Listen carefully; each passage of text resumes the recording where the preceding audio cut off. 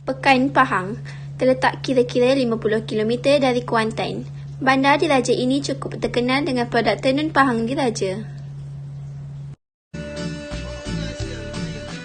Nur Kamal Zakaria, 49 tahun, anak jati Pekan, merupakan salah seorang pengusaha tenun Pahang Diraja. Kain yang dipercayai berasal dari Riau dan dibawa ke Pahang pada abad ke-16 Masihi. Tenun ini dia berasal daripada Bugis, dibawa oleh pembesar dia yang dikenali dengan nama Kerain Aji. Abad ke-16 dibawa ke Makassar. Selepas itu dia dipindahkan di kampung Pulau Kerading sehingga sekarang dibawa ke Pulau Kerading. Beberapa proses diambil untuk proses menghasilkan kain tenun dan biasanya ia mengambil masa sehingga sebulan untuk siap. Serbuk berwarna diletakkan ke dalam air panas.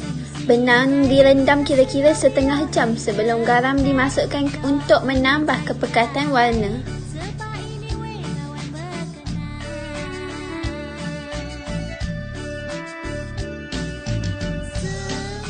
Benang itu kemudian dimasukkan soda untuk mematikan warna, kemudian dicuci dan dikeringkan.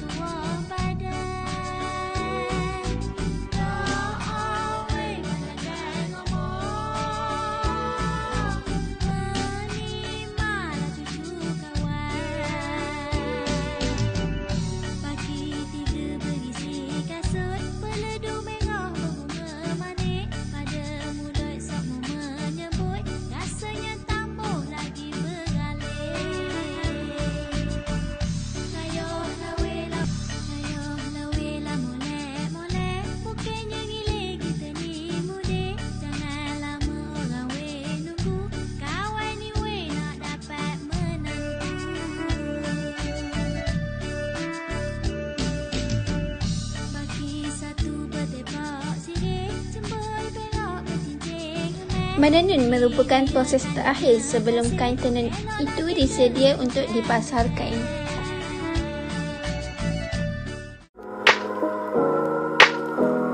Assalamualaikum dan salam sejahtera. Saya Nurhaliza binti Syafie.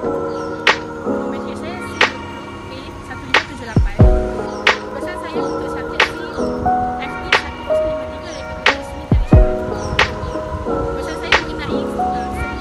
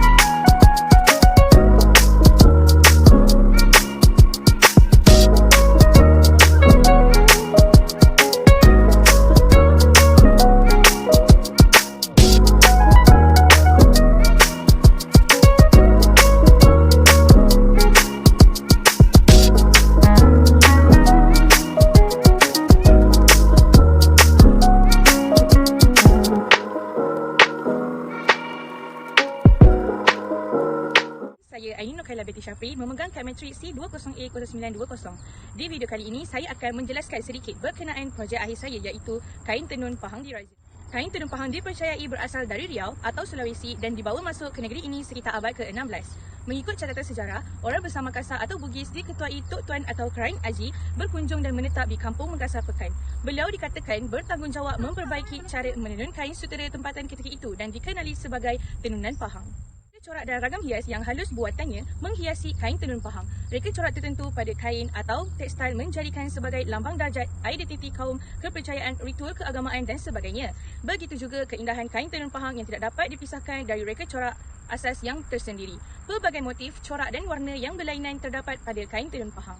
Tenunan pahang yang menggunakan teknik ikat dengan corak berjalur dan corak mendatar dan menegak sesuai dijadikan kain samping untuk melengkapkan pakaian baju Melayu bagi kaum lelaki dan kain sarung atau kain pasang bagi wanita. Kebiasaannya, kain tenun ini dijadikan pakaian pengantin. Sarung tenun bercorak pula dibahagikan kepada kain bercorak melintang, memanjang, corak rawa atau bugis dan corak muar.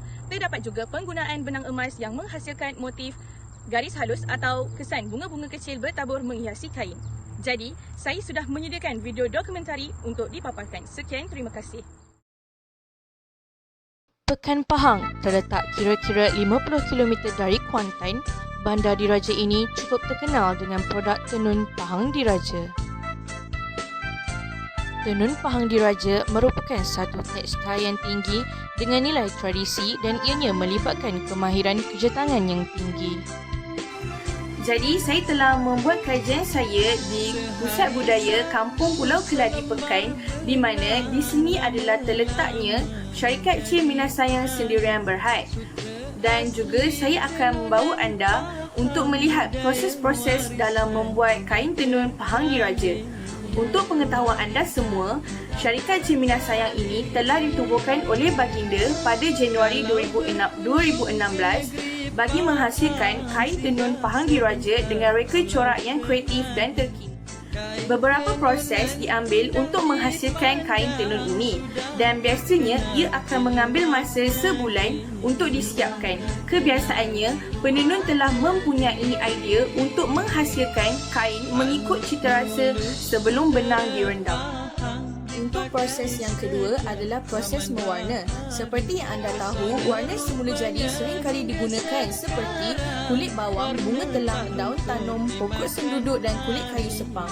Serbuk pewarna diletakkan di dalam air panas dan benang direndam selama setengah jam sebelum garam dimasukkan untuk menambah kepekatan warna. Benang sutera yang sudah kering akan melalui proses menerau. Ia merupakan proses memindahkan benang dari buku ke peleting. Penenun dikehendaki menerau dengan berhati-hati supaya benang tidak putus atau kusut ketika proses tersebut. Seterusnya, proses menganing dilakukan selepas proses menerau.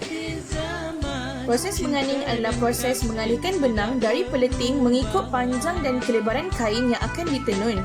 Setiap jenis kain yang akan dihasilkan mempunyai kain yang tertentu. Seterusnya, proses menyusuk dilakukan. Proses menyusuk ini adalah proses untuk memasukkan benang loseng ke dalam gigi jentera dengan menggunakan alat menyusuk. Benang tersebut akan diikat dan akan digulung perlahan-lahan ke papan gulung. Sepanjang proses menggulung, penenun harus menggulung secara berhati-hati. Proses menyambung atau menghunung benang loseng baru dengan benang loseng lama yang terdapat di benang karab. Penenun akan menghubung benang tersebut satu persatu sehingga siap. Benang loseng yang telah dihubung akan diangkat dan diletakkan di atas kek tenun. Sebelum proses menenun dijalankan, penenun akan menjalankan proses meneguh untuk mengenal pasti kesilapan ketika proses menyambung.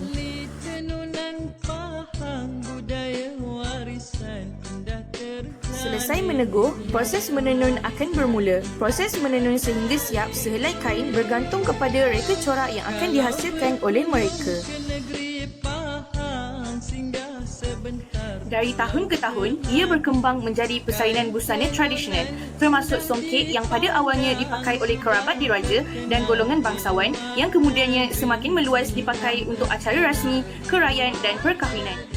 Saya mempunyai harapan yang sangat tinggi untuk melihat seni dan kemahiran menenun ini diwarisi generasi muda dan seterusnya produk tenun menjadi salah satu produk kebanggaan negara.